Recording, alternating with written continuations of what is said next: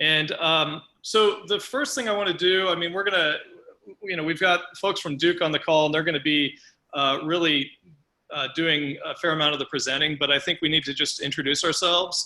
And so I'm hoping that you all could each state your name, your role, and the organization you're with. And so I'll go first. I'm Ben Eldridge. I'm Director of Civic Engagement at the Civil Nature Center and Farm here in Boerne, Texas. I'm also a board member on the Cow Creek Groundwater Conservation District, and of course, the chair of this subcommittee, which will become obvious why I was selected to be chair, because I'm representing, or at least coordinating with the folks from UT and Duke.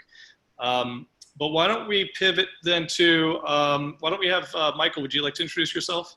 Sure, yeah, welcome everybody. My name is Michael Young. I'm a senior research scientist at the Bureau of Economic Geology at UT Austin. And previously I was associate director of environmental programs there. That was mostly in environmental geosciences. And so my background's in water resources, soil science and landscape. And I am the PI of this project, which was funded by the Mitchell Foundation in Austin. Really appreciate everybody taking the time to be here. Thank you for mentioning the Mitchell Foundation. Yeah, this is a funded project from where UT, Duke, and the Civil and Nature Center are collaborating. But we really need the support of the committee too to make this work. Ashley, do you want to go next? Sure. My name is Ashley Ward. I'm the Engagement and Outreach Associate with the Internet of Water. It's a project that is housed at Duke University, Nicholas Institute for Environmental Policy. My role is to work with communities in whatever capacity, where they are, and whatever their projects are that they're developing around modernizing their water data infrastructure. And I think we'll talk a little bit more about the Internet of Water later, Ben, so I'll just leave it there for right now. Okay, Kyle, I'm going to save you for last since you'll be presenting in a bit. But Tommy, would you like to introduce yourself from GBRA? Yeah, I'm Tommy Hill. I'm an engineer with GBRA, and I've been with them about 44 years. Great. How about you, Donovan? Sorry, I'm the first one to mess up on the mute button. Donovan Burton. I'm Vice President of Water Resources and Governmental Relations for the San Antonio Water System. So my job, we've combined, so we have the political arm with all the governmental bodies, the state, regulatory, federal, all the regulatory bodies associated with it, the development of new water supplies, as well as the compliance with all the regulatory agencies, which includes water quality and the laboratory as well. So a big department, a lot of people, but we have a real good team at SAWS, and I'm glad to be part of this project. Well, and we're really grateful to have you, so thanks for being a part of it. Mr. Tobolka from Kendall County, could you introduce yourself? Sure. My name's Rick Tobolka. I'm the county engineer for Kendall County.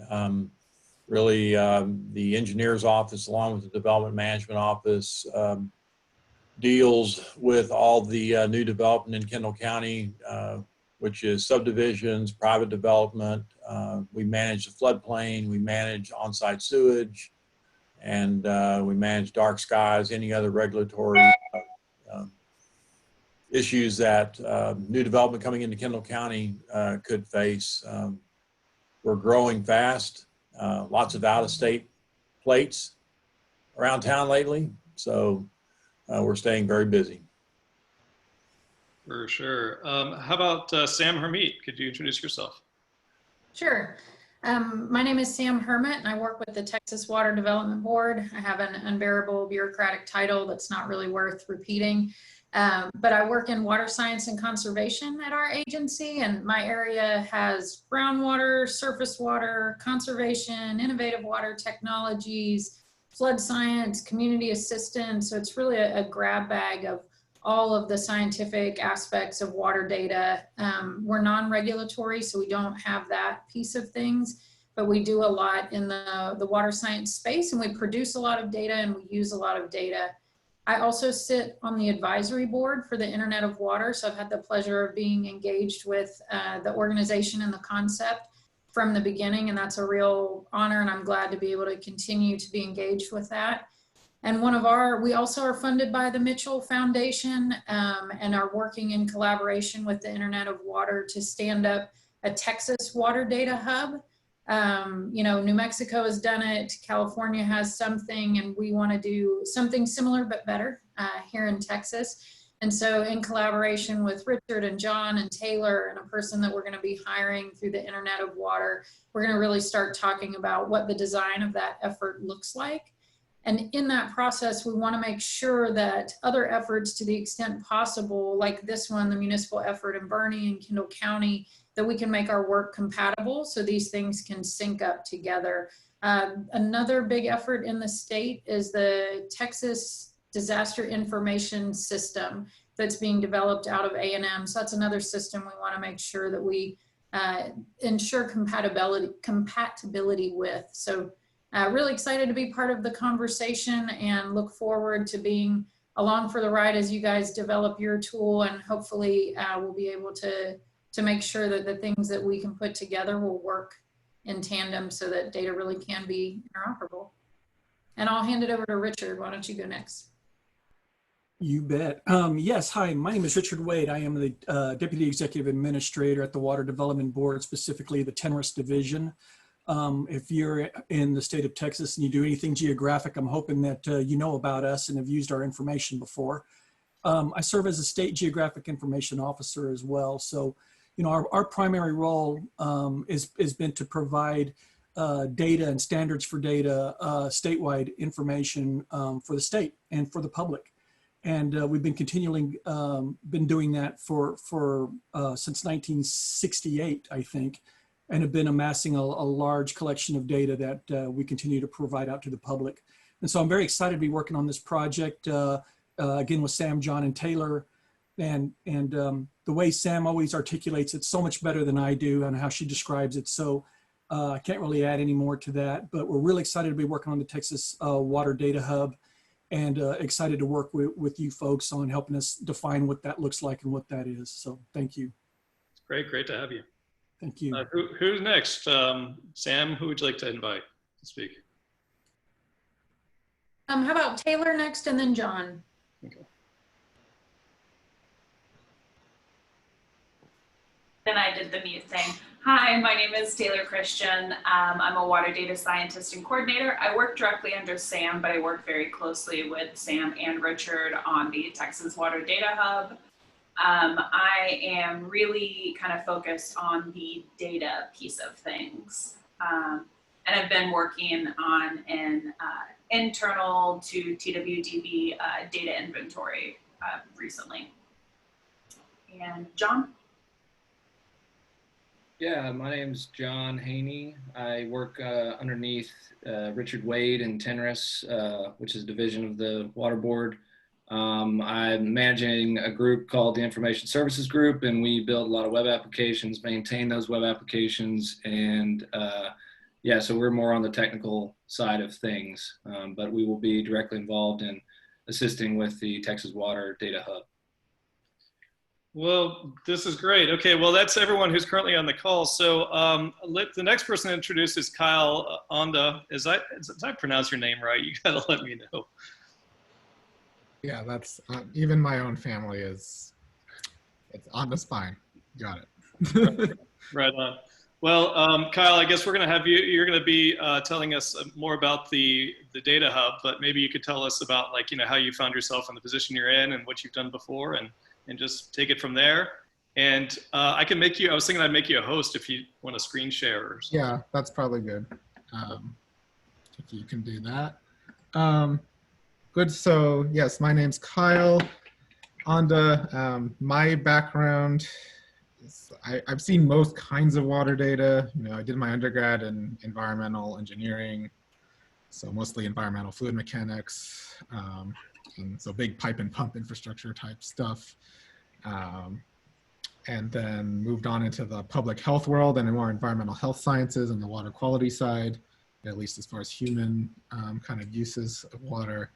And then I'm just finishing out my PhD on water resources planning and water utility management in India, although the issues India faces with urban water management are increasingly becoming more common in the United States, I would say. And so that was more with econometrics about kind of water use and conservation and pricing. So having seen almost all those kinds of water data all the time, I was kind of recruited into this job at Duke as the data architect, which is, my role is mostly to think about how different kinds of data produced by different entities can be integrated together in a technical sense as well as in an institutional and social sense. So with that, I still don't have screen sharing. I gave you a host, the ability to host, so. I think I saw on the screen that it showed up as Richard Wade. Yeah, having it, yeah, I so, think it so actually- now it looks like Richard, you got to hand it over to Kyle. Oh, okay. Well, let's see. Kyle, before we dive into the data architecture, would you like me to give sort of an overview of the Internet of Water and how the process? Yeah, sure. Okay, while you're getting that set up. Okay. And I don't know how much, of course, the folks at TNRS and Texas Water Development Board are familiar with the project already, but for those of you who are not, just wanted to kind of take a couple of minutes and talk a little bit about what exactly is the Internet of Water and what are we doing in this meeting with you. The Internet of Water project was founded at Duke University and is still housed there, funded by several philanthropic organizations. The Mitchell Foundation is one of them.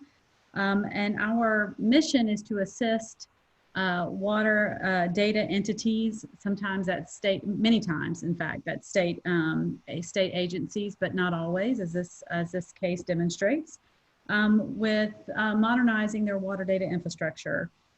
We do this in a variety of ways, and it really depends upon, where our partners are. We try and meet people where they are and think about what it is that they're trying to do.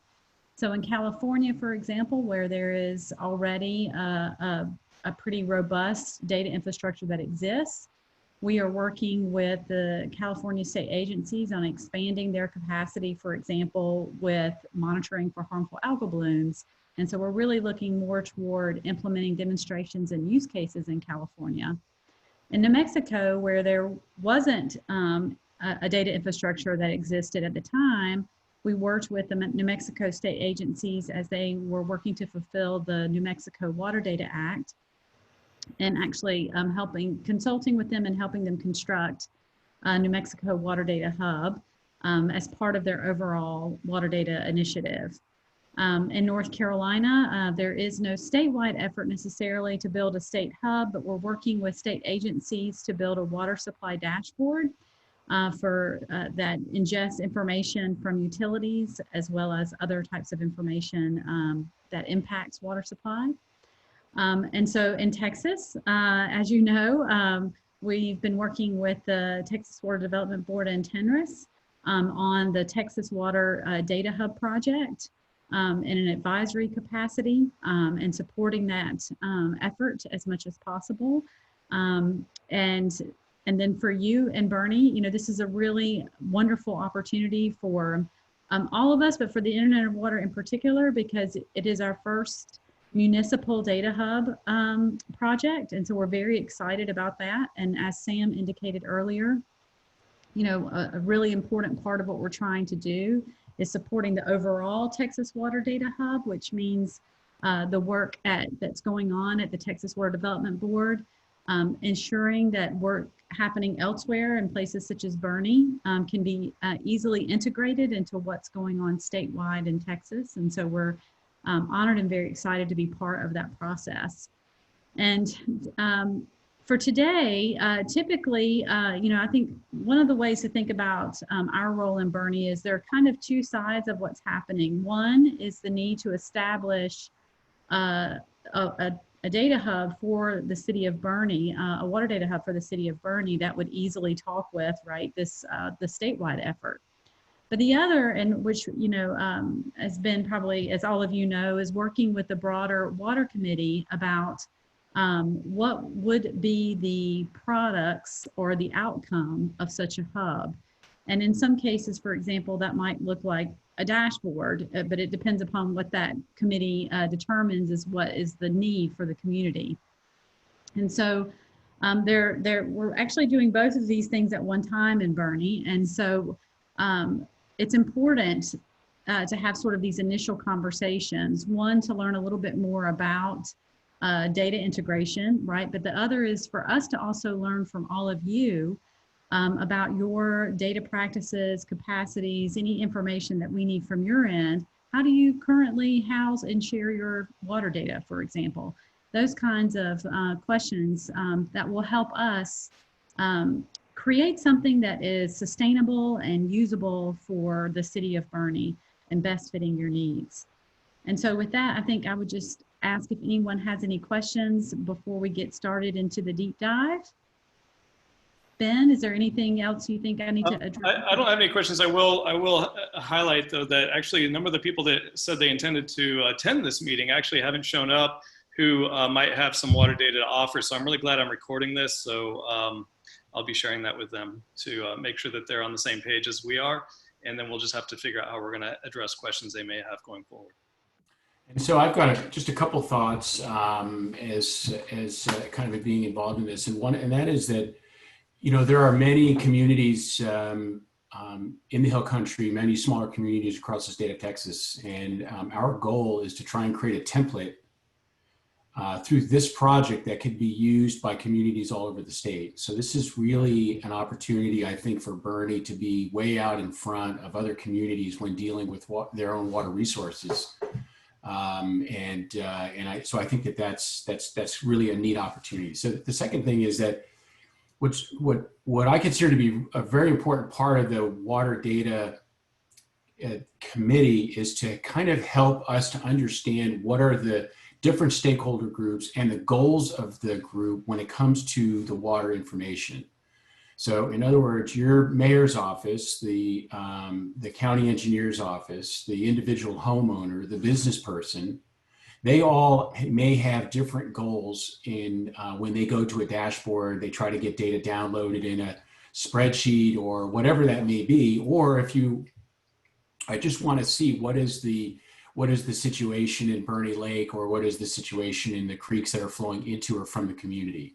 Those are the kinds of things that we think that when the data are integrated in a common format, it makes the opportunity for discovery and for conservation and just make better decisions going forward that much easier than it is if you're trying to basically copy spreadsheet columns from one file to the next, which I've done for way too many years. So that was really part of the idea. We started off this entire effort by doing an economic development planning for Bernie. This is through UT and the Planet Texas 2050 initiative out of UT. That is nearly completed. So this is really the second, this is kind of the second part of that effort, which first the economics, now we do the water and environment, and then there's going to be a third one, which is more on the kind of the socioeconomic side of things. But I did want to sort of put this into the context of the larger resiliency picture for the community and for the county. I was actually on the phone for an hour this morning with the state demographer about what does he see in terms of how COVID may be changing the way that people are moving into urban areas versus into suburban versus into rural areas. Like, how is that going to change the number of people who are going to move into the Hill Country and into the Kendall County and Bernie? And is that something that we should be thinking about now, so that when the infrastructure is built, it can accommodate a larger number of people who are Zooming from their bedrooms or their home offices or whatever? We may be seeing this as a long-term trend. So with that, I'll stop and let Kyle take over. Yeah. I just had a question on that. Is Dr. Potter doing any studies to focus on kind of the new movement due to COVID? So he and I are actually started sketching out a proposal today to look at that. We have seen there are a number of articles in the popular press about the outmigration from urban centers into suburban and rural parts of rural communities. But apparently a lot of that is kind of hype. you know, and when you really look at the data, you see that there's no discernible trend. But I still think at the same time, we're going to start to see telecommuting increasing. So it's going to alter the way that we use water and use resources. And for a community in Kendall County, for example, it doesn't take more than a few thousand people to move into the county to make a big difference, because it's already starting off fairly sparsely populated. And if, you know, 20,000 people in Houston is like a blink of an eye. 20,000 people in Kendall County is a big deal. And we want to try to get ahead of this so that as the infrastructure is being planned with either state water planning or community and county planning, that there's an opportunity to take that into account.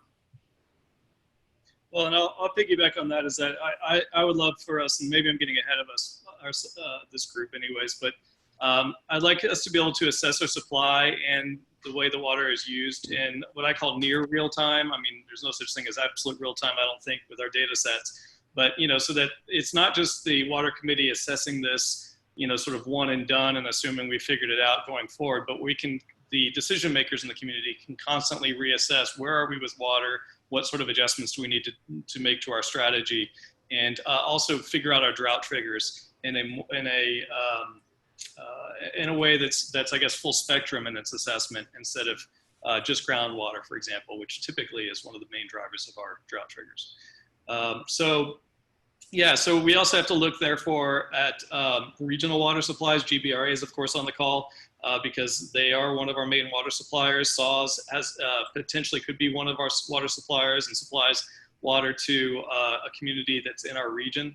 And golly, if Edwards Aquifer water is flowing into Kendall County because of the Vista Ridge pipeline as a component of the water supply, we'll probably need to be able to keep an eye on that too, which is why an internet of water makes sense. That looks well beyond just our immediate geographic boundaries. Right. It's a holistic approach. Right. So with that, I mean, does anybody else have any more comments before we let Kyle take it from here? Go ahead, Kyle. Okay, can everyone see the presentation? Mm-hmm. Okay, so I'll start off by saying I want to sort of communicate that I sit in the context that Michael just talked about, in that we want to understand, you know, before we actually do anything, what kinds of data are wanted and who provides that data and what their situation is. So I'm not going to present on like any particular technical solutions or recommend any particular software here. This is kind of a broad strategic kind of look at what does it mean to integrate data and what kind of broad institutional issues really do we have to think about this, especially given that the audience isn't a lot of our potential data providers yet. And then the TWB folks will probably be familiar with a lot of the material here. So I'll just start by saying, so the general kind of high level goal from a technical standpoint that I think works out with what has just been said is we want a common interface to data from many sources. So in this example, this is, right, so on the left, you see like a web map interface that has color-coded dots on a map that show emissions levels, you know, categorized by color, you know, from blue good to red bad. And then on the right, there's, you know, line plots of emissions sensors. And these two things are fed by the same data source from about 10 different organizations in this city in the Netherlands. And so I think this is the, in a general sense, the kind of thing that we want to happen with water in Kendall County and then with the state as well. And so how does that work? So at the Internet of Water, we've sort of formalized this concept of what does a water data hub actually mean? And if you think about it from bottom to top, you know, we have raw data that's being produced by utilities and counties and cities and state government agencies. And we want that data to be standardized somehow. So, right, so Michael Young is not copying and pasting columns from Excel sheets to different Excel sheets. And so it needs to be standardized and stored somewhere, right? And then we need some sort of discovery and delivery mechanism, which is what a metadata catalog can provide. And to be really seamless about that, we would like that discovery and delivery mechanism to be a common web API for every kind of data type. And so just for those who might not be familiar, an API refers to an application programming interface, is what the acronym is. The cartoon version of that is, if I'm on the left, I'm a computer, and on the right is a server somewhere on the internet that has data in it. If I tell it this, what the API says is basically a set of rules that says, if you send me this line of text, this URL, I will give you a response that's formatted like this structured machine readable data, okay? And so then different applications can consume that and visualize it and export it to Excel or whatever. And there are lots of different ways that developers can interact with this API to create different interactions with the data. And so the power of using common APIs is they make it easy to integrate data. You can imagine two utilities that are serving their own data with the same API. That means you can go to utility1.com/get-sensors and utility2.com and /get-sensors and get identically formatted data about all of each utility sensors, right? So that's the general strategy we're going for here. We want data from different entities to be served with a common API, at least as far as the data type allows. Different data types might require different APIs, which is probably more of a discussion for later in terms of what kinds of data are we thinking about here and how diverse is it. So how do we get to that point where utilities are serving data, or at least there's data from many utilities being served with a common API? One basic approach is we ask each utility to serve its data with its own instance of the common API, which means we've designated a data standard for a certain kind of data, whether it's stream gauges they operate or measurements about their consumption on a weekly, like total demand on a weekly basis in time series format, or their service area boundary, whatever it might be. We ask them to transform it to a common format and then serve it out, store it somewhere in a server, and then serve it out with an API or a data catalog that then the hub's metadata catalog can then consume from all of the independent APIs fairly seamlessly. So that's option one. It's a decentralized option. It's how most of the internet works. Option two is something more blended and is fairly common with regulatory reporting, right? So in this case, data producers are asked to format their data in some data standard, maybe some XML file or an Excel template or a shapefile template with prescribed fields, and then submit that data to a central database that then exposes all of that data via its API. And then, I'm not advancing the slide. All right, and then option three would be a centralized model where the data producers just kind of host their raw data somewhere that is internet accessible. Maybe it's an FTP site for their organization, or maybe we set up somewhere where they send the raw data. And then ultimately staff at a central administrator of the hub is responsible for standardizing that data. So all of these have sort of, pros and cons, but really it's about who's doing the key work, which is standardizing the data. So in option one, it's the hub or the central actor's responsibility to maintain the data catalog and its API, and maybe to create example data visualizations or those interfaces that we want from the use cases that we should be talking to people about before moving further. And then it's I say utility here because I thought this was mostly a utility audience, but whatever. It's the data producer's responsibility to standardize their data and then maintain a particular database and API, right? So that's the decentralized approach. In the blended approach, the utilities have to standardize their data and put it somewhere that's accessible from the internet, or at least accessible to the people authorized to ingest that data. And it's the central hub's responsibility to not only maintain the data catalog and create the data visualizations, but to maintain the data storage, data storage technology and the API, the data delivery technology. And then option 3 is essentially where the hub has to do all that and also standardize that data. And all the utility has to do is host its raw data and host enough metadata to make someone else standardizing it possible.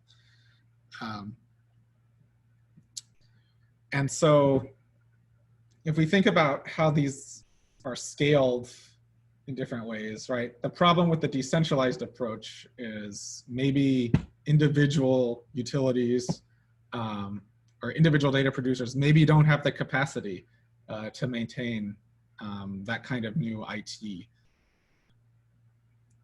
But the problem with going all the other way through centralized is it's just not scalable at a certain point for one, if we think about a data hub who might have 2 full-time staff on it, it's just not feasible for them to standardize data coming in from too many entities. And it's possible that there's a kind of a whole fractal situation going on here, since we have TWDB people on the call. It may be feasible for Kendall County to go for this centralized approach if there's only 5-10 data contributors, right? But the idea for the state data hub to do this approach is just impossible. There's just not enough hours. There's not enough person hours for them to standardize everyone's data. But if the state hub is consuming data via the API from the Kendall County hub, that might be a mixed approach, right? Where maybe local Kendall County scale hubs are centralized while the state hub might be blended or decentralized. So that's like a general kind of overview of the Internet of Water kind of strategic thinking about this. But key questions are, what kind of data do we want to be published? And mapping those data types to different API standards and data standards that we want, being mindful of what would be good for the state or national hubs to ingest. What is the capacity of utilities to stand up new IT? There's trade-offs here in, there's costs to certain software packages. We could go with an open source route, but that requires kind of developer time to maintain. And then what is the capacity of sort of hub administrators to standardize data from many sources? So I think those are all key questions that we need to think about addressing moving forward. From there, I can take questions, but really, this is just a conversation starter.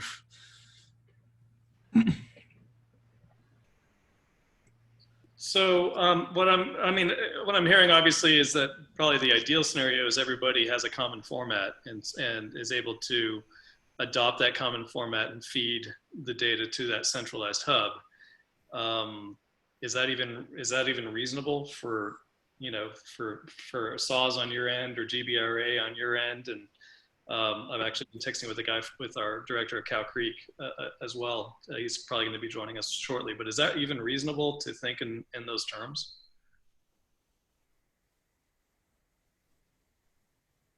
In terms of, I'm kind of there's probably a lot more, I would think, data providers than we have here on the line, and I'm kind of curious, at least, to hear from SAWS and GBRA and Kendall County, you know, what your take is on the data that you're collecting that's specifically information that's being routed, that's related to Bernie or Kendall County broadly.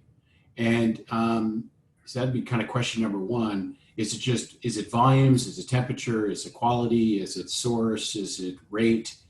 And how are those data then, I would say, stored and then used to provide derivative products? Is there any commonalities in on the way that you guys are doing this now or thinking about that in the future?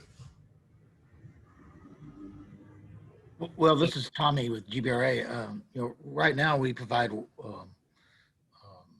surface water from the Canyon Lake over to Bernie, and of course that's done on of course, an instantaneous basis, but I guess the data is provided to them on a daily basis.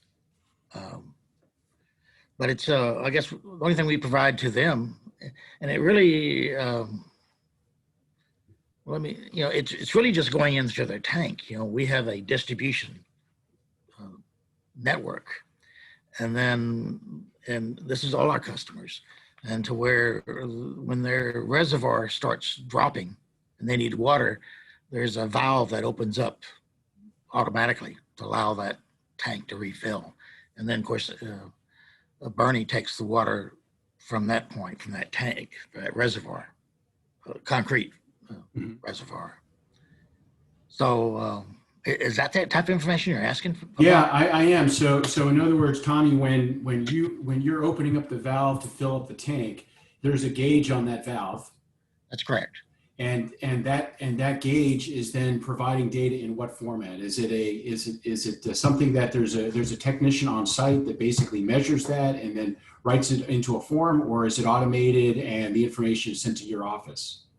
No, it's automated, and all the data goes back to our water treatment plant there at Canyon Lake. So it's all done through telemetry.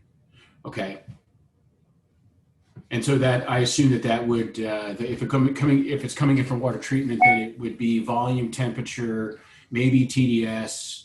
I mean, we don't do that on a continuous. I'm sure they do checks here and there, but that's not done on a daily basis. Okay, it's just time and then volume. Yeah, that's correct. And so, and where is that? So really, without getting too far into the weeds, where is that data stored? Is that stored on an internal server within GBRA? Oh, that's correct. Thank you. So and just from a perspective, I think the Canyon Lake thing, that information is very helpful. As we share that resource, obviously GBRA provides it to a number of utilities, including SAWS, but so that kind of information is helpful. We also share the Trinity Aquifer, and so some data sets there.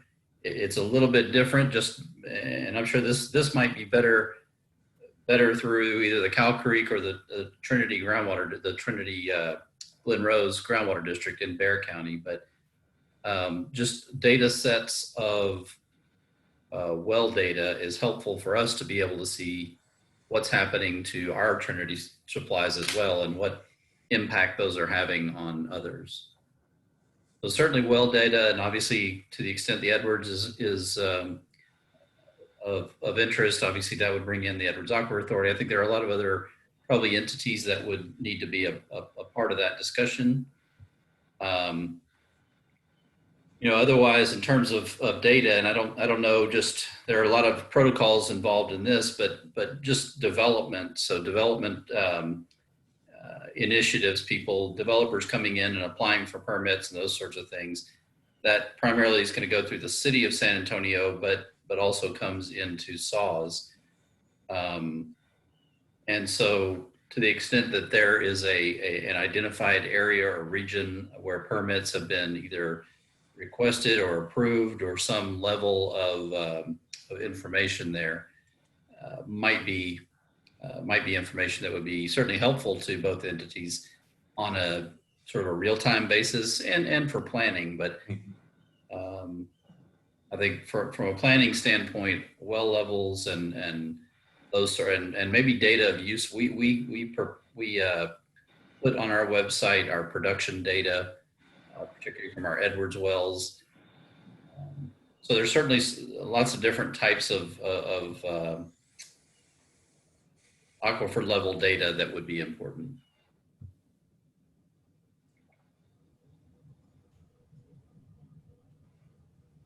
Well, just to be clear, Kendall County does not have a retail water facility of any type. Essentially, developments in Kendall County are either supplied by domestic and livestock, which is your typical residential development. Our densities for that type of development are 6 acre average, 3 acre minimum. Otherwise, you're looking at your retail water producers or providers, which would be the city of Bernie, Kendall West. We have a WC&ID in Comfort. There's been several WC&IDs created recently. One is looking at taking water from saws. But really, when you're looking at the water supply in Kendall County, it's either Canyon Lake or Cow Creek or Trinity.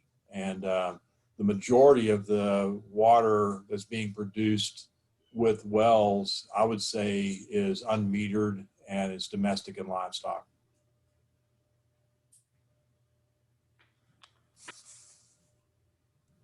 And so this might be a question for some of the others. So all the three, both Kendall County SAWS and GBRA are all on the what I would call the upstream side, on the water source side. But there's also water that's coming out of the wastewater treatment plant. There's water that's being discharged into other surface water bodies after treatment. Ben, I assume that's one of the others, I think, city-owned utilities. And then somewhere there's data collected on by different economic sectors, whether it's the business community, whether it's the municipal, like homeowners, how much water is being used by certain either census tracts or subdivisions or individual homes. And so ultimately the question I would have that I think is that we would like to get to is how much of that data is available and in what form, and is there a way for us to be able to capture that and then anonymize it in a way and sort of process it in a way so that it can provide us with good information. And I think that's the sort of things that Internet of Water folks have been doing for a number of other communities, mostly at the state level. I'll chime in with the city. For the city of Bernie, I can't speak to their actual data sets, but of course they have 3 water supplies. They've got Cow Creek groundwater, they've got the Bernie City Lake, and GBRA water. When it comes to wastewater treatment plants, Bernie does have its own, it has 2 treatment plants actually currently operating. And then some of the WCIDs have their own treatment plants. And actually, Rick, Comfort, does it have its own treatment plant, or is that all septic? No, Comfort's on Central Sewer. They have their own treatment plant. So basically, WC&ID number 1 is water and sewer. Okay. And which of the other ones have their own sewer treatments? Cordillera has GBRA water. They also have a GBRA run sewage treatment plant for part of their subdivision. The majority of their subdivision is on central water. Lots larger than 1 acre are typically treated with on-site.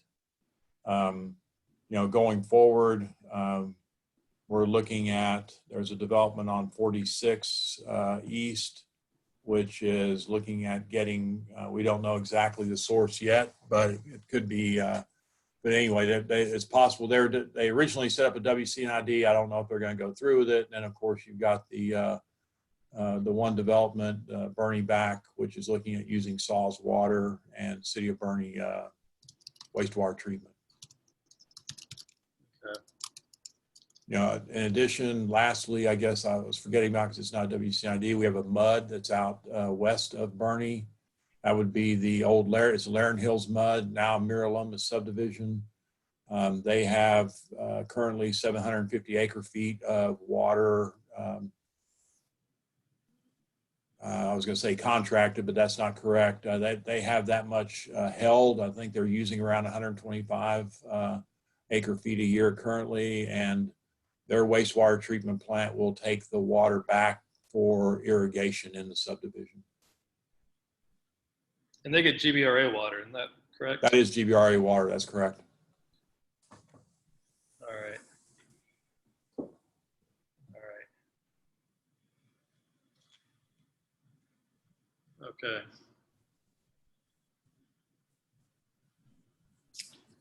Yeah, WCID4, I'm hearing some spittle about that, but I don't know if it's, you know, it's public in terms of what's going to happen next. So. That's correct. I mean, you don't know until they show up.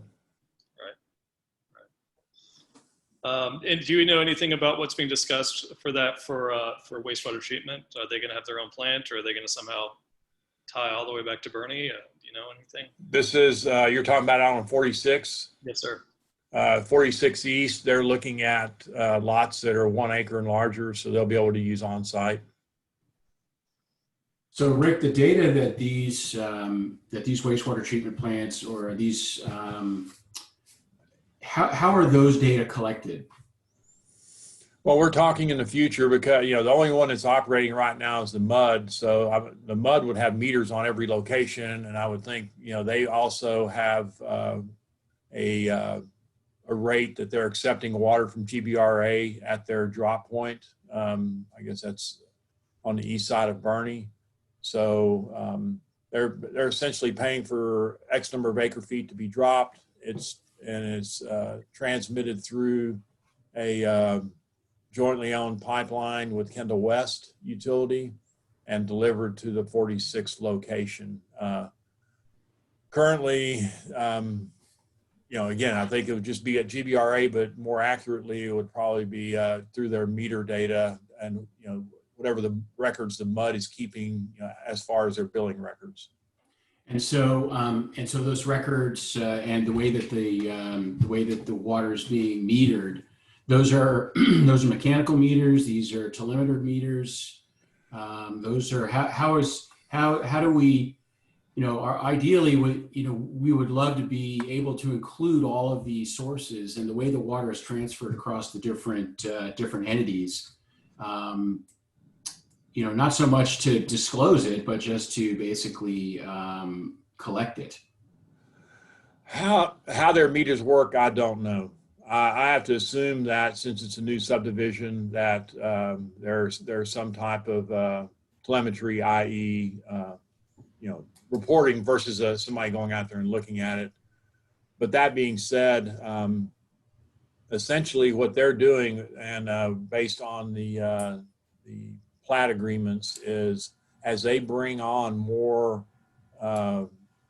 development in that subdivision, then they are required to take more of their contracted water. Like I said, they have 750 acre feet, which works out to about 1,100 units total in the long run. Right now, they're at probably around 100 units out there. But again, the area is growing. There's a lot of activity, in particular in that subdivision. They're looking at adding another 150 lots here in the near future. But see, again, I guess that's what I was earlier when I was speaking to, that we are not a retail service provider.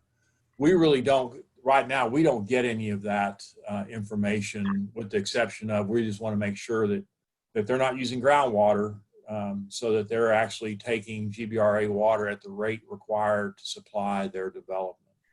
So if I was going to go to a location and say, this is how many acre feet of water they're using a year, I would probably go to GBRA, look at what the subdivision is using, and see if it correlates, you know, relatively close.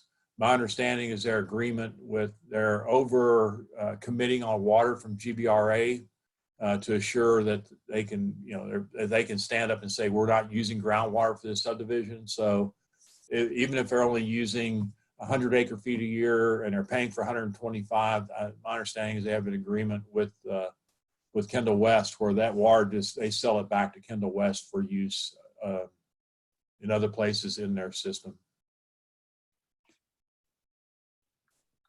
Okay, Micah Bulgaris just joined us. He's with the Cow Creek Groundwater Conservation District, and Micah, I'm sorry, you're coming in late in the game, so we'll try to provide a little bit of context. We just had a presentation from Kyle Onda from Duke University, who works in water data modeling, and we are discussing currently about, well, he basically explained that we need to make sure that in order for us to be able to really create an effective water data hub, that the data is formatted so that it can be effectively integrated into this data hub.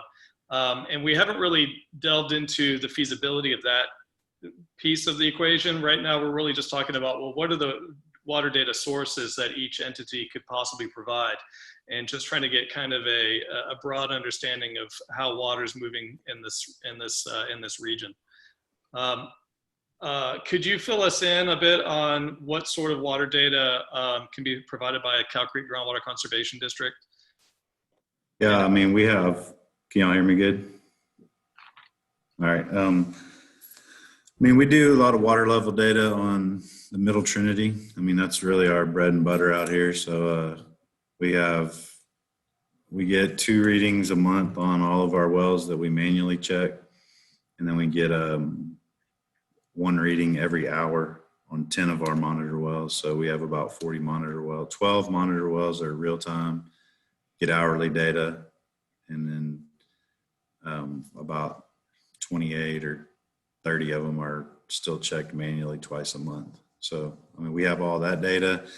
We also have all our pumping data from our big users like the utilities, the irrigators, the golf course irrigators, the hay farm irrigators, the city of Bernie, Comfort. I mean, we have their meter reading data, on production. So, for modeling type stuff, it's good to know where that pumping's coming from. Like, I guess, like on a cell level, if you're looking at like the Trinity groundwater model that the Water Development Board has, they can attribute those pumping cells to the model. So we have that. And then, I mean, we have a lot of just well data in general, when you start looking at logs and stuff like that, but also just well depths and well locations that we've always kind of liked to spatially have some kind of correlation to where the water level is to where the total depths on some of these wells are. So,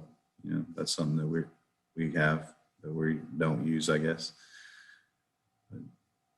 Well, in terms of our local groundwater, and I'm pretty sure I know the answer, but I still want to ask you here is, do we have any sense of communities up gradient? I mean, really it's Kerrville, maybe some of the Fredericksburg extension, but do they affect our water levels? Are they communities that we need to also keep an eye on, or other districts that we also need to keep an eye on to understand how this whole water matrix works?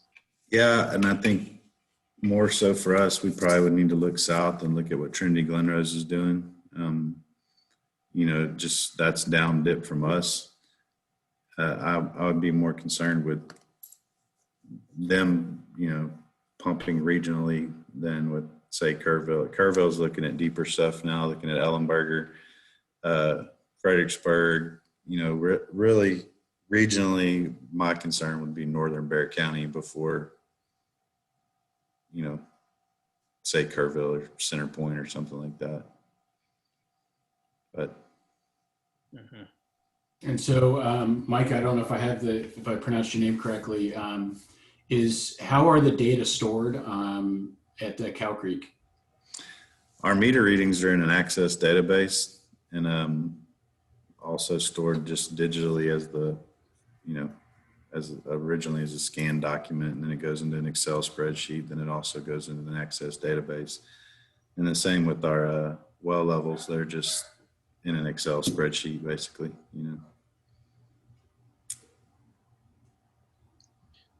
So yeah, Michael, or Kyle, or anybody else have questions?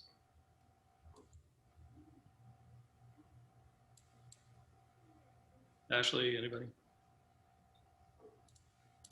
Ashley, I mean, it might be useful to kind of go over the process. I mean, so just in the discussions we've had, we have 4 or 5 data providers or data collectors, all of whom are collecting it in different ways, in kind of different formats at different frequencies, and that's really the challenge, right? That's why Internet of Water was formed, right? Is to somehow be able to put the data into a common format so that Cow Creek can more quickly identify the relationships between, say, rates and water levels, and Rick at Kendall County can basically get a better picture geographically of what's happening around the county without being able to do it quickly, as well as the water users themselves. I mean, if somebody wants to look at an indicator well, for example, that would be the way that San Antonio is doing. To me, this is an example of why Internet of Water has so much value, to basically pull all the information together in one place. This is an example of the challenge as to what we're trying to address. And I think, as Kyle talked about at the top of his talk, is, it's important that and this is part of the plan, I think, with the engagement later in the month with the Water Committee, but that we formulate that we understand what information, what questions are people trying to address with their integrated water system, right? And then once we understand what those questions are, we can then understand what data are needed to address those questions. And once we have that, then we can understand who has that data, what format that data is in, and what kind of process best works for those entities to submit their data. As we've just heard on this call, there's a variety, one of you, has, it sounds like has proprietary software that already automatically collects data from your monitoring stations, where another, manually has data that is collected. And so the key really is, after we understand exactly which of these data points that we want to, or that we need to address the questions, is to then determine what is the best process for all of you. I mean, our job is to support you. Like, what is the best process for you in order to be able to carry out one of those sort of options that Kyle outlined. And that's why there is a variety of options, because each one of your organizations comes to this project with a different structure in your individual organizations, and also different capacities about what you can do within your organization. But we will reach some kind of agreement about what works best for everyone. And in some cases, and Kyle would be better to explain this, but in some cases it is an Excel spreadsheet that everyone submits to a certain place, right? These are things that Kyle was just explaining a minute ago, but we agree upon, say, what those column headers are, and we agree upon what the data are that are being collected. Kyle, I don't know if you want to jump in there and describe that better than I describe it. Right. I mean, I think, Ashley, you have it right, and we probably need to do a more comprehensive, data, both use and actual data inventory exercise. But right, the 3 basic options are, no matter what happens, we have to figure out what data we want represented and decide on a data standard for each data type. So it sounds like, from off the top of my head from this discussion, we've identified, that there's pumping, there's certain surface withdrawals, there's sort of metadata like depth and casings and logs, and then there's meter readings and levels, and then sort of discharge information. So that's a lot of time series data associated with points on Earth. And that seems like there's one group of data that we can think about creating a standard for. And then another thing is probably a lot of service area boundaries. It seems like is probably relevant that people might be interested in. Or, you know, essentially areas on Earth that are characterized by these different entities. But that's just at a high level, and I'm not sure what else there might be. So we need to figure that out first. Well, in a second, I'd like to introduce John Mark Matkin. He owns Kendall West Utility, which provides currently as GBRA and groundwater into Kendall County. But I do wonder. I mean, one thing we discussed is maybe possibly passing around some sort of a survey, if you will, to get a better understanding of what each entity can provide. And maybe That's even what we've done in the past with California. We following up sort of like this kind of conversation. We develop a survey that's sent to all of the potential data providers that kind of gives us the written information from them about what they collect, what they're willing to share, what the format it is currently in, how they currently share it with the public, those kinds of things. Yeah. So you have a template that we could potentially pass around, or is that something that needs to be customized to our region? Well, we normally develop the survey based on this conversation, right? And some of it, as Kyle and I, it may be what we send around after we do the water committee meeting, where we have an idea from the water committee. Like, otherwise, people are filling out a lot of information that may not be needed. So once we meet with the broader water committee and we find out, okay, what is it that you're wanting to know about your water? And we get those questions outlined and we identify what data are necessary. Then we can send the survey out to the data providers, collecting data very specifically to our use case. And then that's how we can then shape from that point on. That's typically how we've done it. That's worked successfully in California and in other places that we've worked, where we've had multiple different folks that are contributing data. Okay. If I may, Mr. Matkin, I wonder if you might be open to talking with us a bit about how you all collect data on your end of the equation. Yeah, we're, I mean, as far as what we're trying to do, we've got two main sources of water for us, which are GBRA and the Cow Creek. And, we're constantly monitoring what our well production data is from the Cow Creek and what we're able to do and utilize. And then obviously from our GBRA water, what are going to be the, current supplies that we're contracted for. And then, what is that going to look like in 2037 if the phase 2 water comes back, where are those going to be? And then we have some different interests of water that we're trying to acquire to bring into Kendall County that, would be a continual. I mean, I think she makes a really good point. I believe it's Ashley. What is it that we're wanting to try to accomplish in this water committee that we're putting together? Because I know GBRA, Bernie, Fair Oaks, myself, I mean, there's a lot of people that are extremely active in basically bringing water to Kendall County. And I think when you go back and look at some of the previous plans that have been analyzed, what's amazing about it is that there's a lot of things that were never even contemplated in 2016 that are now, on the forefront, and they're happening. And so, I mean, I think the real question is, what are we hoping to really derive from this?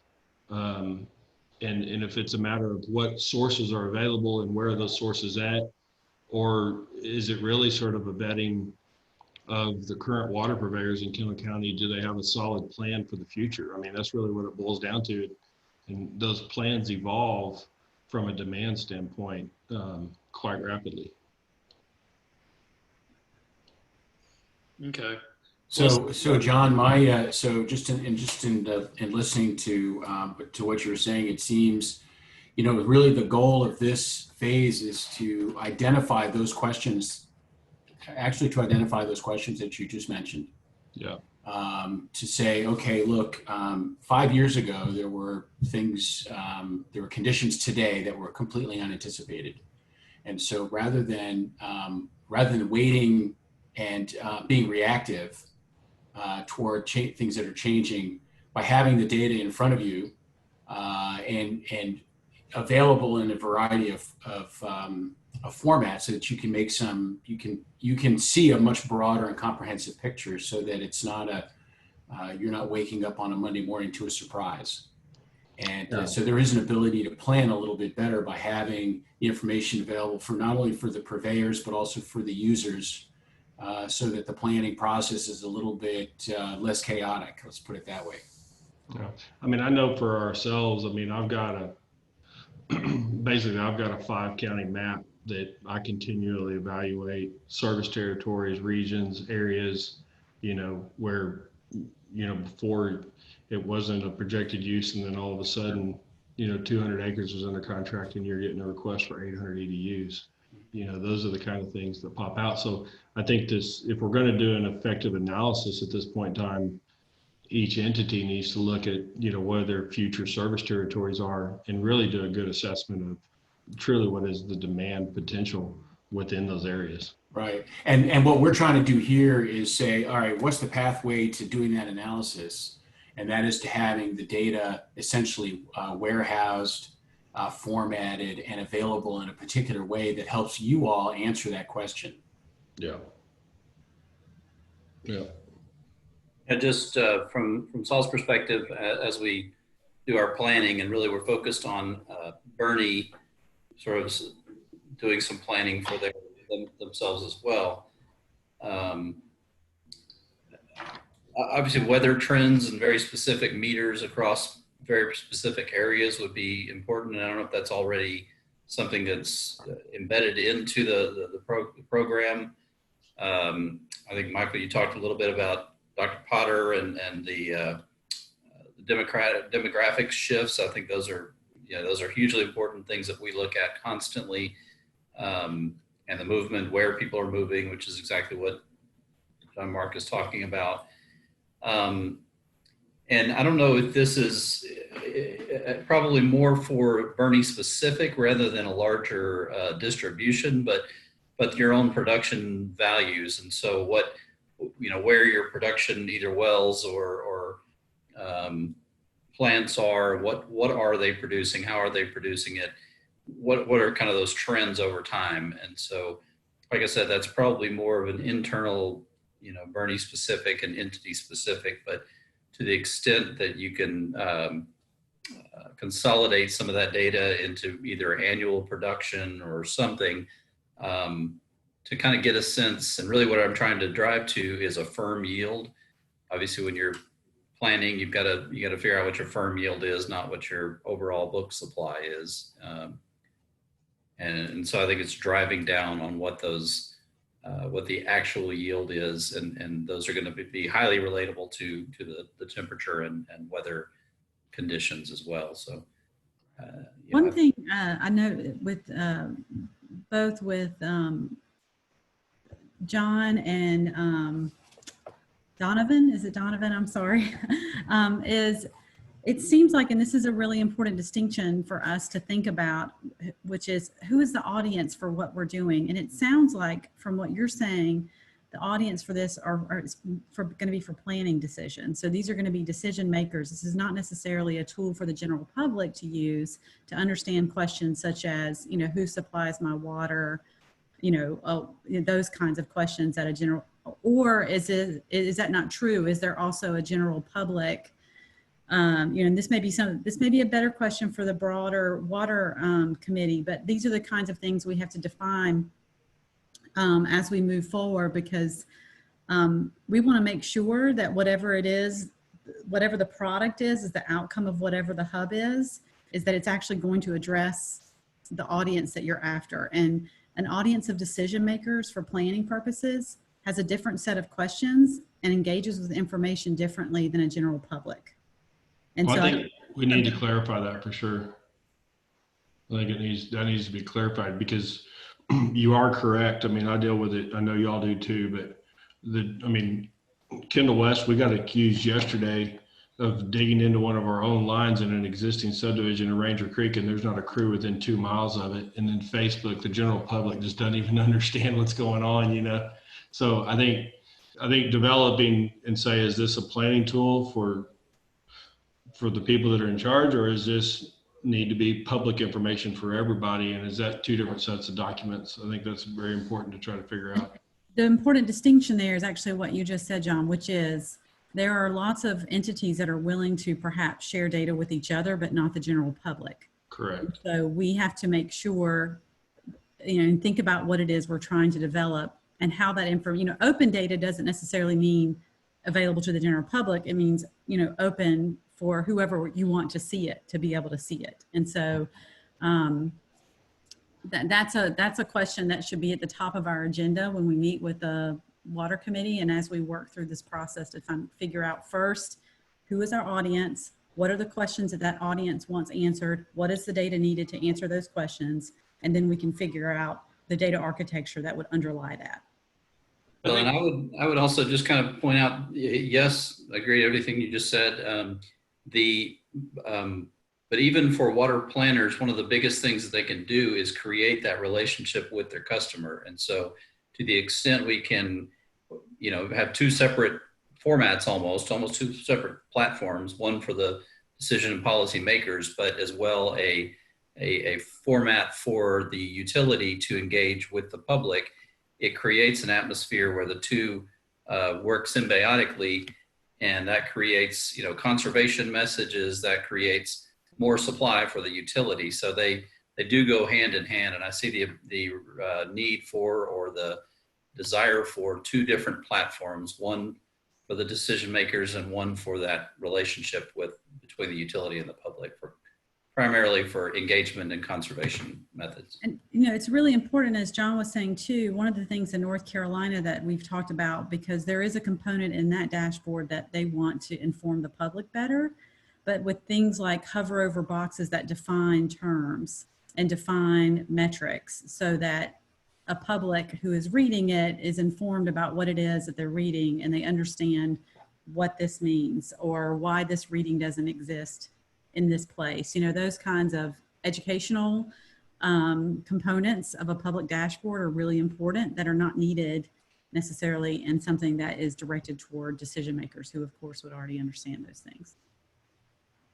So let me ask a question about the decision-making part. So it seems to me that there are 2 types of decisions. One is a longer-term planning, and the other is operational, where you're making a decision right now based on a well or a well field or a series of pipelines, and you're actually you're using the data to make a decision right now.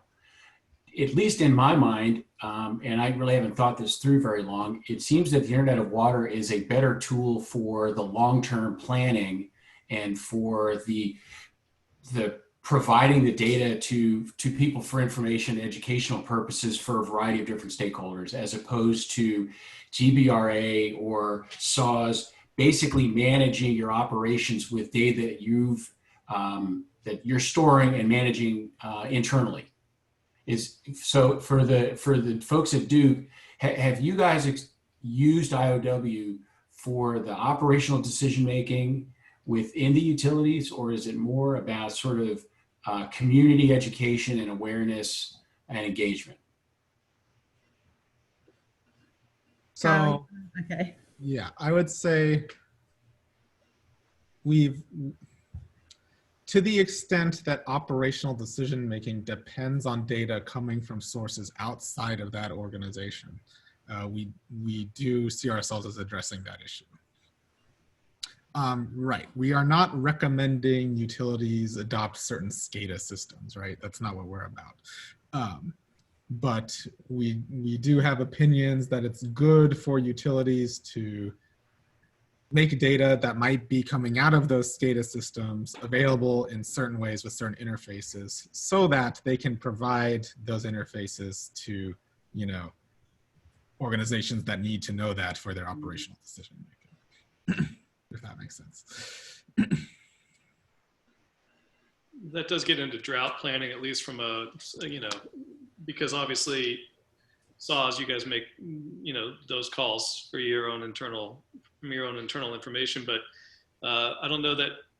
Well, I don't know. I don't know how Bernie approaches that, because I don't know how able they are to really assess where they stand in the full water dynamic when they make those calls. It seems like they often follow Cow Creek's lead, but they also claim that they make additional assessments. So I'm not going to say anything negative, because I don't really have anything negative to say, but I guess I just want to make sure that obviously we're promoting good decision making, because there's information readily available. And to Donovan's point, would want to be sure that the public understands why those decisions are being made, to go to, say, different drought stages. And I'll tell you from Kendall County's perspective, one of the most interesting things that I deal with all the time is like we fight, and Mike, I know you know this from a standpoint of the perception that the Cow Creek, if you don't use it, then it's going to be there forever. And a lot of people cuss the pipelines that have been built to bring in the GBRA water. But it's funny, because those same pipelines are the people that are cussing it, are the same people that are now asking for water off that pipeline when their wells have gone dry or they have well problems. And so, I mean, I think one of the greatest things that you could get out of this entire deal is basically this mentality that somehow bringing water into Kendall County is a bad thing. That we need to be able, from a public perception, that needs to be addressed, because from my experience with the Cow Creek, if you don't use it, it's going to be there forever is not necessarily true.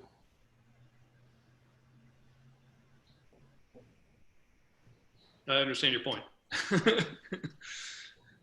Michael, do you have any comments? I agree. I mean, I think that public perception is very important, and especially right now with our, even just the current drought we're in, we have a lot of well problems locally, and 90% of them are mechanical well problem with either the pump, the motor, the check valve, the storage tank, and then, the last thing they check is the water level. And when I run the camera down on a lot of them, the bottom 80 or 90 feet of them are collapsed. And I mean, that's not really a aquifer management problem so much as a well construction problem from the 1980s that, we can't, we can require it on new stuff, but you're still going to constantly see well problems, especially when it's hot and dry. So I don't know. I mean, I think, public perception and getting just the word out there that, hey, this is, I think the more united we can be too, between all the utilities, the county, the city, everyone explaining, hey, look, this just gets back to regional planning, gets back to, Region L's planning, it gets back to GMA planning, and, what are those numbers really in those plans, and are they realistic? So, I could probably rant and go on for hours about, what I think we need in the county, but, realistic numbers for regional planning are, to me, some of the most important things that we need to be looking at is, population growth that we know is coming, associated with what firm yield we do have right now, which, managed available groundwater numbers and DFCs aren't what is truly available, so either way you look at it, there's, that number on paper is not what we can produce every year. Theoretic, it's, how I feel about it. So I got you. Did you want to say something, Mr. Tobolka? You seemed to want to say something a little bit ago. Oh, I was just going to very quickly agree with John Mark pertaining to the perception of out-of-county water. For whatever reason, we have, you have folks that jump up and down and are like, why? I think they perceive that it's going to promote development, but the fact is the development is coming, and out of county water is going to be necessary to sustain that development, because it's coming. And the fact of the matter is, if you put your head in the sand and don't do anything and don't account for it, it's going to happen whether you like it one way or not. It's going to happen. The development pressure is there. So. Okay. Hey, Mr. Freeberg, you just joined us. You're with Comfort, is that correct? No, I'm with the Edwards Aquifer Authority. Oh, I'm sorry I'm late. I had a work issue that went long. Well, thank you for joining us. So, we're talking about different data sources, and we've kind of been going through SAWS and GBRA, et cetera, find out kind of like what kind of data they keep on hand. And, we're working on this project where we're essentially trying to aggregate data and process it so we have a better understanding of what the water situation is regionally.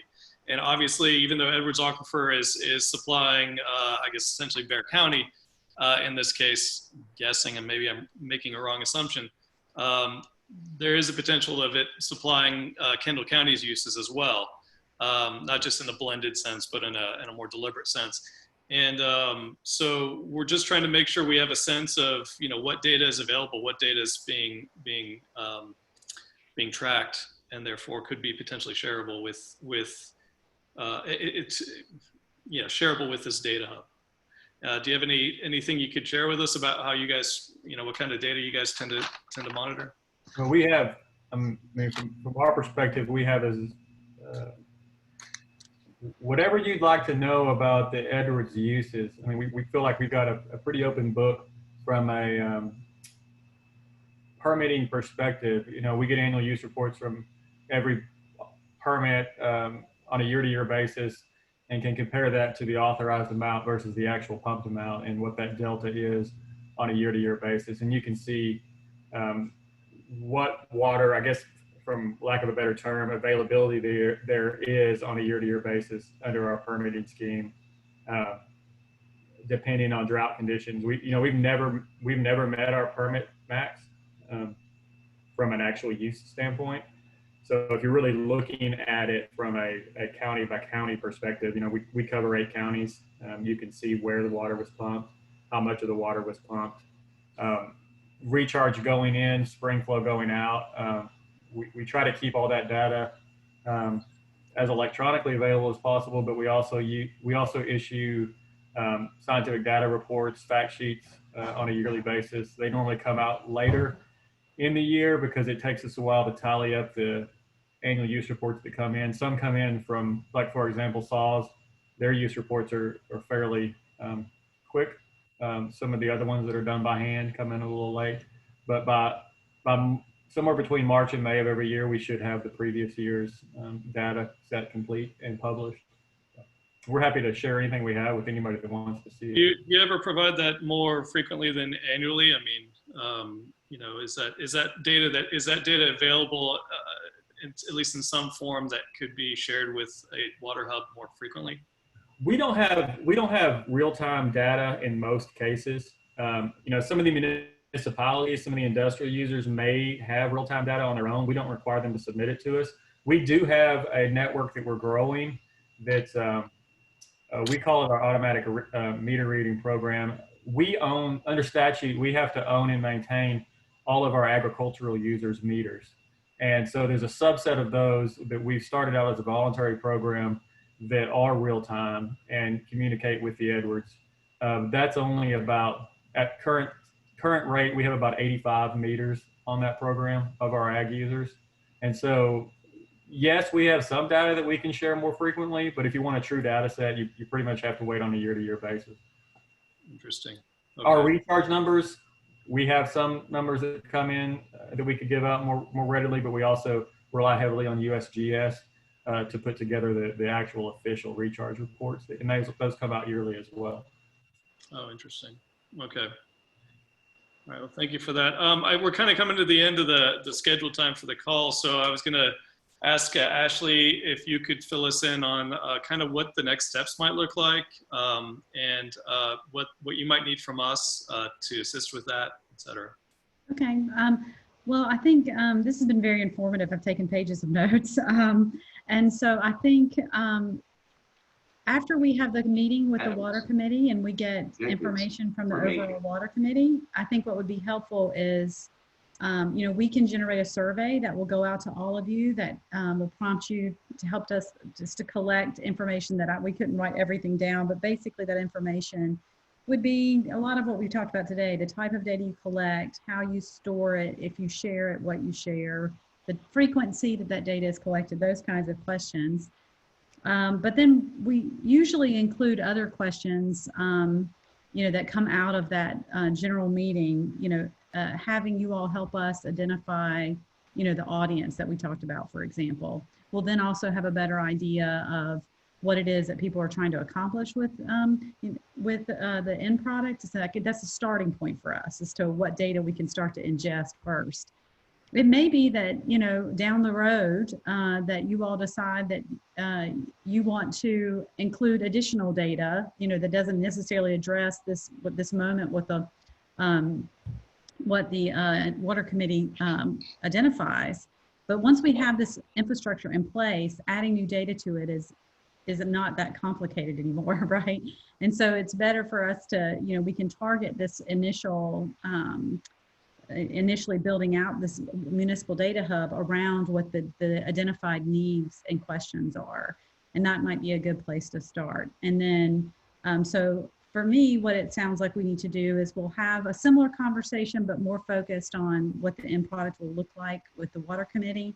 We'll take information from that meeting and this one and put it together in a survey that we'll send out to all of you to make sure that we have the accurate information back to us.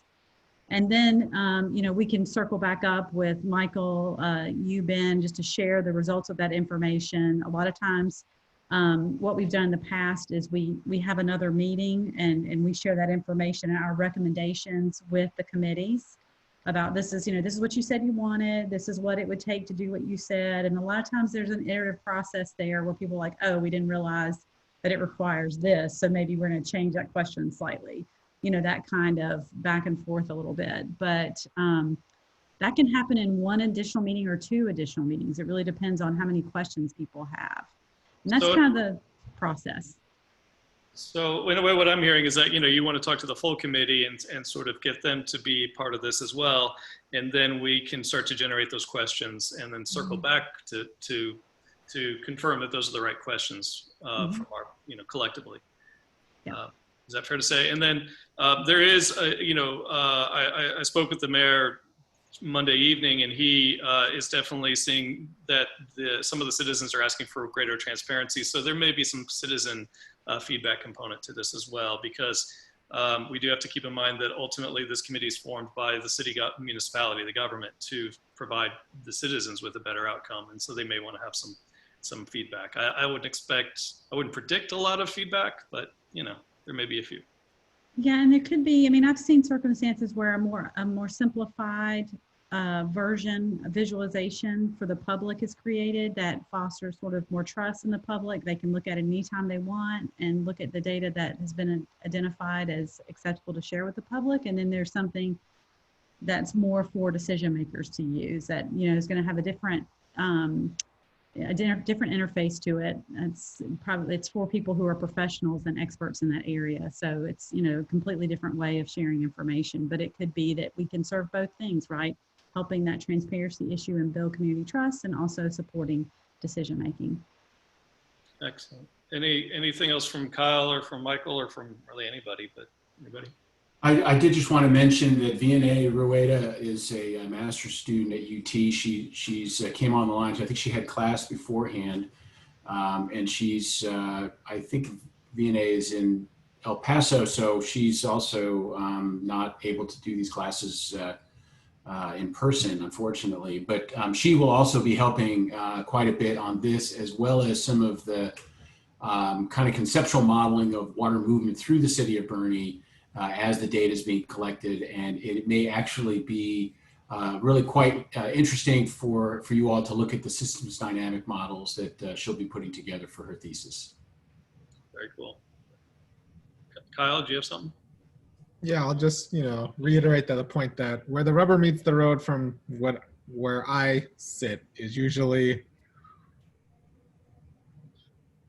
who who ultimately has to, you know, do the copying and pasting or writing the code that copies and pastes data from one format to the new standard format? That is where the work is. Someone's going to have to do it. Resources will have to be allocated to that person or people if we distribute it. But for this, you know, for this phase of this project, you know, our goal is to get to a point where we can design what that hub looks like, so that we have everybody is basically stacking hands in terms of what do people want to get out of this? What's the information that's going to be needed to put into it? Where the benefits are, and then as we roll into the next phase through the foundation, the Mitchell Foundation, that's where we really start getting into the coding, right, and the development, and those decisions on whether it's a open source versus a purchase product. That's where we get to make some of those decisions down the road. So I agree. You know, there's probably going to be only a limited appetite for people sitting behind Anaconda and writing Python scripts. Yeah. DNA, did you want to say something, or just checking in? No, I guess I'll just say hello, introduce myself, DNA. And yeah, I think so far I've just been doing a lot of reading, ingesting a lot of data. And I guess once we start having these or processing these questions, putting them out there, I could start to analyze. I talked to you, Ben, a little bit about this, like the level of detail of the models that I'm going to be building, you know, what can be created with the data that's available. So I'm excited to get to that point. Well, so does everybody feel like this is okay? I mean, are you bought in? Do you think this is worth the effort of the committee to build this sort of data hub? I mean, it kind of sounded like yes, but any reflections real quick? Donovan, you cool with it, or putting you on the spot, buddy? Yeah, I think so. I mean, I think, you know, I think there's a lot to be defined still. I think this is good opening presentation. I think there's a whole lot of questions that the full committee need to assign, but really it's just staking out that path of where they're going and how exactly this fits into it. I think this is certainly a good platform for working through some of those issues. But yeah, I think it's just staking out that path forward, I guess. Fair enough. Yeah. All right, cool. Well, anybody else have anything to say, or should we call it a day?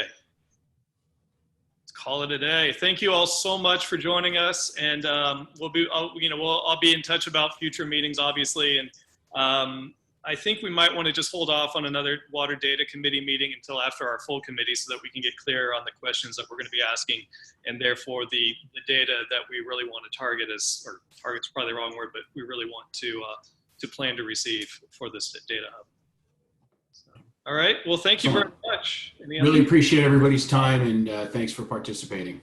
Thanks, Ben. Yep. Thank you all. Thanks, Ben. Everybody. Bye. Take care.